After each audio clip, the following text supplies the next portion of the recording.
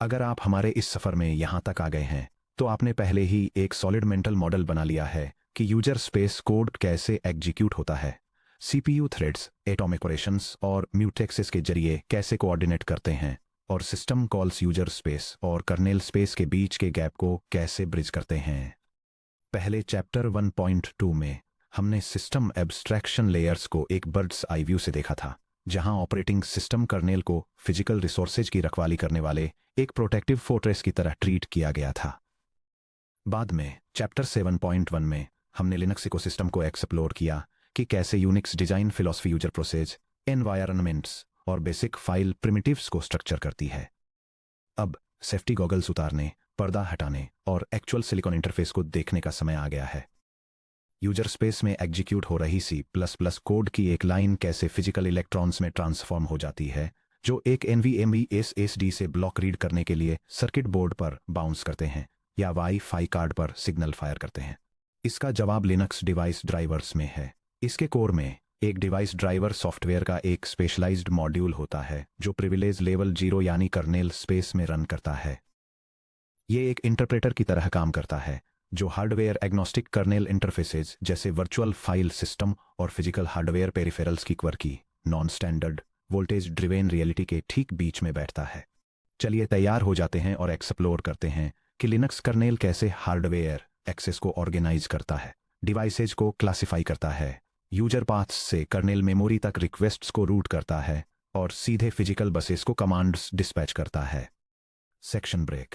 The kernel hardware bridge, abstraction without friction.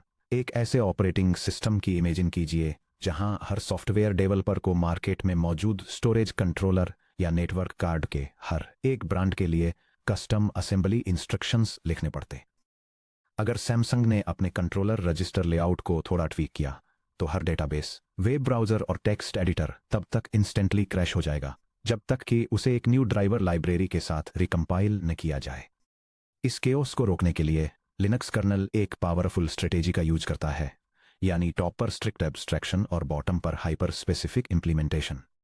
यह diagram Linux input output subsystem के architecture को illustrate करता है और दिखाता है कि डेटा यूजर स्पेस एप्लीकेशन से फिजिकल हार्डवेयर तक किस पाथ से जाता है। यह सिस्टम कॉल्स के जरिए वर्चुअल फाइल सिस्टम लेयर में फ्लो को ट्रेस करता है। इसके बाद यह रिक्वेस्ट्स को उनके रिस्पेक्टिव हार्डवेयर बसेस तक पहुंचने से पहले अप्रोप्रिएट कैरेक्टर, ब्लॉक या नेटवर्क डिवाइस ड्राइवर्स पर रूट करता है।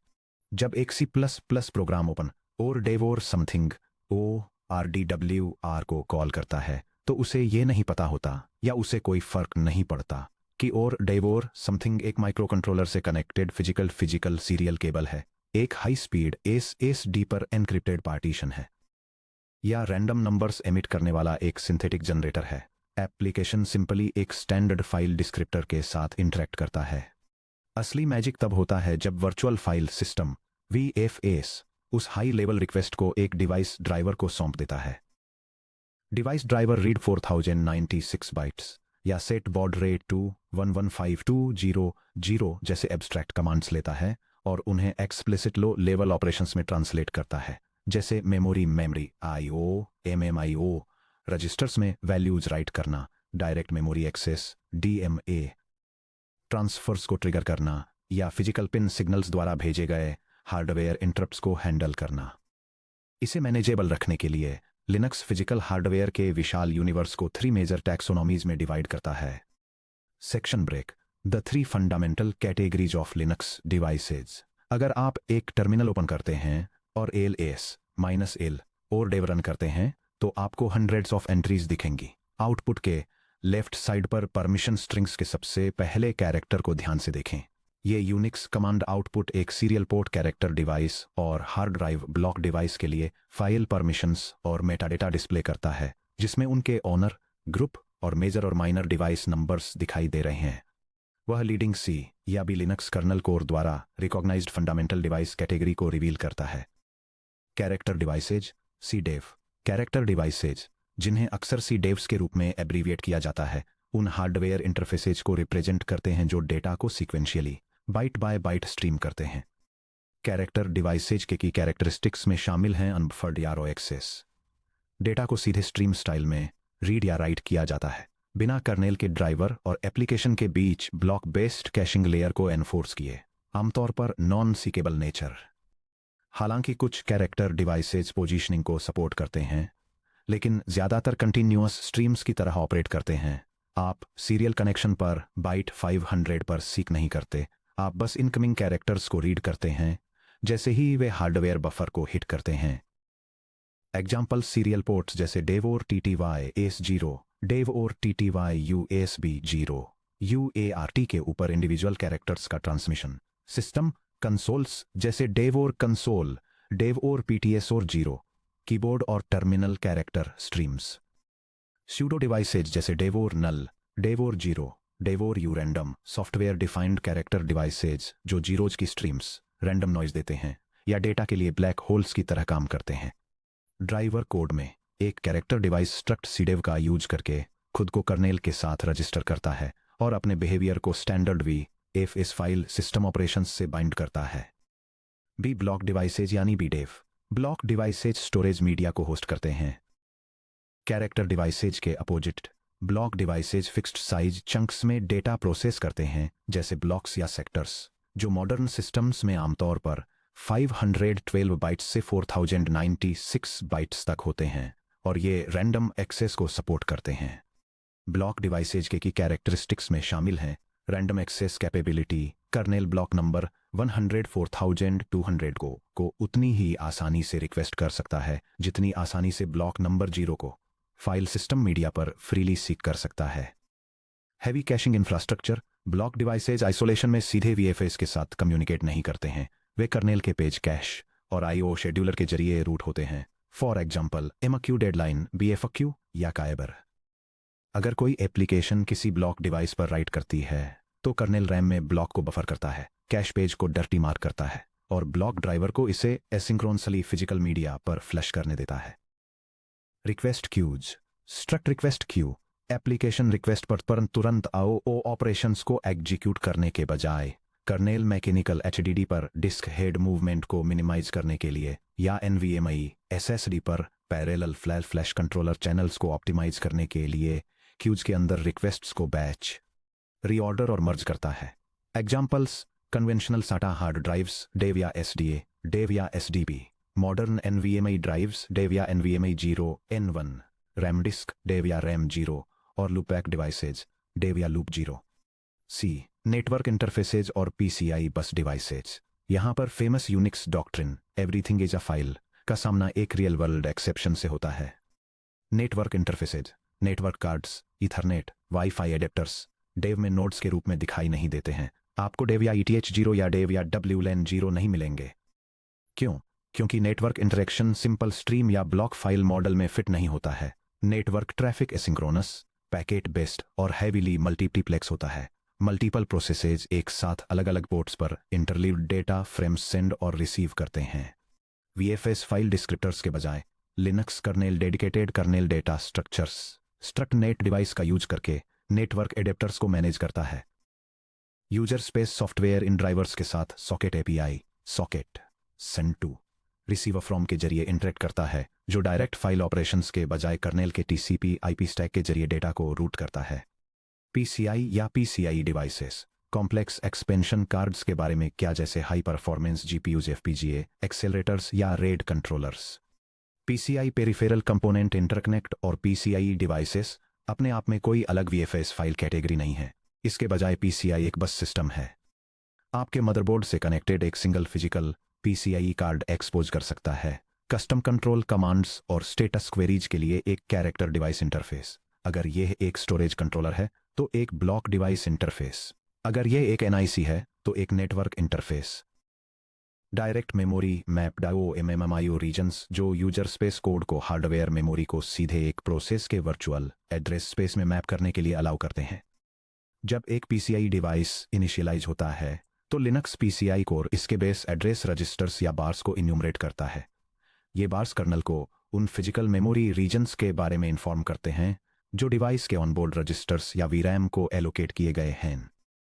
ड्राइवर IORI मैप का यूज करके इन फिजिकल एड्रेसेस को कर्नल वर्चुअल स्पेस में मैप करता है, जिससे फिजिकल हार्डवेयर सिलिकॉन को कमांड करने के लिए डायरेक्ट रीड और राइट इंस्ट्रक्शंस रीडेल और राइटेल इनेबल हो जाते हैं। सेक्शन ब्रेक /dev को कर्नल कोड से कनेक्ट करना मेजर और माइनर नंबर्स। चलिए मैं आपसे एक सिंपल क्वेश्चन पूछता हूं।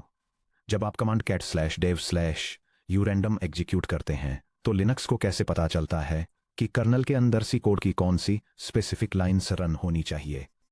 यह फाइल नेम्स का यूज नहीं करता है। /dev में फाइल नेम्स सिर्फ ह्यूमन फ्रेंडली लेबल्स हैं जो हमारी सुविधा के लिए बनाए गए हैं। कर्नल दो इंटीजर्स का यूज करके फाइल ऑपरेशंस को ड्राइवर्स तक राउट करता है जिन्हें मेजर नंबर और माइनर नंबर के रूप में जाना जाता है।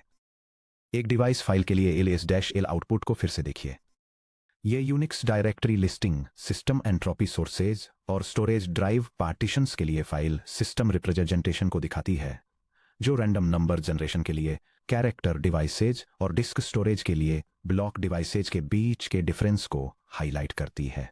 उन नंबर्स को देखिए जो एक कॉमा से सेपरेटेड हैं, जहां आमतौर पर फाइल साइजेस दिखाई देते हैं जैसे 1,9, 1,88,0 और 8,1। यह डायग्राम एक 32 बिट डिवाइस आइडेंटिफायर के स्ट्रक्चर को इलस्ट्रेट करता है और यह दिखाता है कि यह कैसे एक 12 बिट मेजर नंबर में जो ड्राइवर को आइडेंटिफाई करता है और एक 20 बिट माइनर नंबर में जो स्पेसिफिक डिवाइस इंस्टेंस को आइडेंटिफाई करता है डिवाइडेड है। द मेजर नंबर ड्राइवर को आइडेंटिफाई करना मेजर नंबर कर्नेल कोर के अंदर रजिस्टर्ड स्पेसिफिक ड्राइवर मॉड्यूल को आइडेंटिफाई करता है। मेजर नंबर 1 मेमोरी और सूडो डिवाइस ड्राइवर सब सिस्टम को असाइन किया जाता है। मेजर नंबर 8 SCSI या साटा डिस्क ड्राइवर सब सिस्टम को असाइन किया जाता है। मेजर नंबर 243 शायद किसी custom kernel module .ko file को डायनेमिकली असाइन हो सकता है जिसे आपने अभी अभी कंपाइल किया है और इंसमॉड के जरिए लोड किया है। जब कोई एप्लीकेशन किसी डिवाइस फाइल को ओपन करती है तो VFS inode के मेजर नंबर को इंस्पेक्ट करता है और एक इंटरनल लुकअप एरे में उस स्पेसिफिक ID को हैंडल करने के लिए रजिस्टर्ड ड्राइवर को ढूंढता है। द माइनर नंबर स्पेसिफिक सब डिवाइस को आइडेंटिफाई करना माइनर नंबर का यूज ड्राइवर द्वारा उसी ड्राइवर द्वारा कंट्रोल्ड अलग अलग फिजिकल डिवाइस इंस्टेंसेस सब चैनल्स के बीच डिस्टिंग्विश करने के लिए किया जाता है। नोटिस कीजिए कि कैसे /dev/sda और /dev/sda 1 दोनों मेजर नंबर 8 शेयर करते हैं जो कर्नेल को SCSI या साटा डिस्क ड्राइवर को रिक्वेस्ट भेजने के लिए कहता है। हालांकि /dev/sda का माइनर नंबर 0 है जिसे ड्राइवर पूरी फिजिकल ड्राइव के रूप में इंटरप्रेट करता है। /dev/sda 1 का माइनर नंबर 1 है जिसे ड्राइवर उस फिजिकल ड्राइव पर पार्टीशन 1 के रूप में इंटरप्रेट करता है। इसी तरह /dev/random माइनर 8 और /dev/urandom minor 9 major number 1 share करते हैं। वही सेम अंडरलाइंग कर्नेल ड्राइवर दोनों को हैंडल करता है और एंट्रोपी जनरेशन के लिए थोड़े अलग कोड पाथ्स में ब्रांच करने के लिए माइनर नंबर का यूज करता है। कर्नेल सोर्स कोड में मेजर और माइनर नंबर्स का combination 32 bit integer data type में पैक किया जाता है जिसे देवटी नाम दिया गया है। कर्नेल इन ID के साथ काम करने के लिए हेल्पर मैक्रोज प्रोवाइड करता है। यह सी प्रोग्रामिंग एग्जाम्पल इलस्ट्रेट करता है कि लिनक्स कर्नल मॉड्यूल में डिवाइस नंबर्स को कैसे मैनेज किया जाए। यह इंडिविजुअल मेजर और माइनर डिवाइस आइडेंटिफायर्स को एक सिंगल यूनिफाइड डिवाइस नंबर में कंबाइन करने के प्रोसेस को दिखाता है और फिर डेमोन्स्ट्रेट करता है कि उस यूनिफाइड नंबर से ओरिजिनल मेजर और माइनर आइडेंटिफायर्स को कैसे रिट्रीव किया जाए। The driver function table struct file operations. अब चलिए ट्रेस करते हैं कि जब कोड रन होता है तो क्या होता है। C++ में जब आप किसी पॉलीमॉर्फिक क्लास पर वर्चुअल मेथ को कॉल करते हैं तो कंपाइलर vtable के जरिए कॉल को रिजॉल्व करता है जो फंक्शन पॉइंटर्स की एक टेबल होती है। लिनक्स कर्नेल जो C में लिखा गया है हार्डवेयर एक्सेस के लिए पॉलीमॉर्फिज्म अचीव करने के लिए एक जैसे आर्किटेक्चरल पैटर्न का यूज करता है। वो पैटर्न लिनक्स या fs.h में डिक्लेयर्ड एक फाउंडेशनल कर्नेल स्ट्रक्चर के इर्द गिर्द रिवॉल्व करता है जिसे स्ट्रक्ट फाइल ऑपरेशंस कहते हैं। जब एक कर्नेल मॉड्यूल यानी .ko फाइल इनिशियलाइज होता है तो वो स्ट्रक्ट फाइल ऑपरेशंस का एक स्टैटिक इंस्टेंस डिफाइन करता है और इसके फील्ड्स को उन कस्टम फंक्शंस के पॉइंटर्स से पॉपुलेट करता है जिन्हें हार्डवेयर ऑपरेशंस को हैंडल करने के लिए डिजाइन किया गया है। यहाँ एक सिंपलीफाइड लुक है कि struct file operations under the hood कैसा दिखता है। ये Linux kernel structure file operations के लिए स्टैंडर्ड इंटरफेस डिफाइन करता है जो ओपनिंग, रीडिंग, राइटिंग और क्लोजिंग जैसी फाइल सिस्टम कॉल्स को उनके करस्पोंडिंग डिवाइस ड्राइवर इंप्लीमेंटेशन से लिंक करता है। आइए डिमिस्टिफाई करते हैं कि ये फंक्शन पॉइंटर टेबल प्रैक्टिकली कैसे काम करती है। ये रहा एक रीड ऑपरेशन का step by step execution trace. Suppose कीजिए कि एक user space C plus plus program नीचे दिया गया कोड रन करता है। ये सी कोड डेमोन्स्ट्रेट करता है कि स्टैंडर्ड सिस्टम कॉल्स का यूज करके एक हार्डवेयर डिवाइस फाइल को रीड ओनली मोड में कैसे ओपन किया जाता है और उसके डेटा को मेमोरी बफर में कैसे रिट्रीव किया जाता है। यहाँ वो एग्जैक्ट जर्नी है जो ये कॉल सिस्टम लेयर्स के जरिए नीचे जाते हुए लेती है।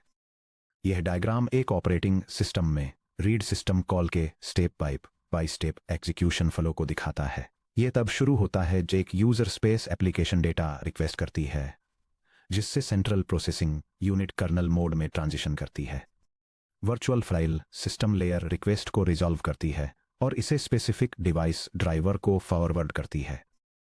ड्राइवर फिर रॉ डेटा को रिट्रीव करने के लिए फिजिकल हार्डवेयर रजिस्टर्स के साथ इंटरेक्ट करता है, इस डेटा को वापस एप्लीकेशन के मेमोरी स्पेस में कॉपी करता है और फाइनली रीड किए गए टोटल बाइट्स यूजर एप्लीकेशन को रिटर्न करता है।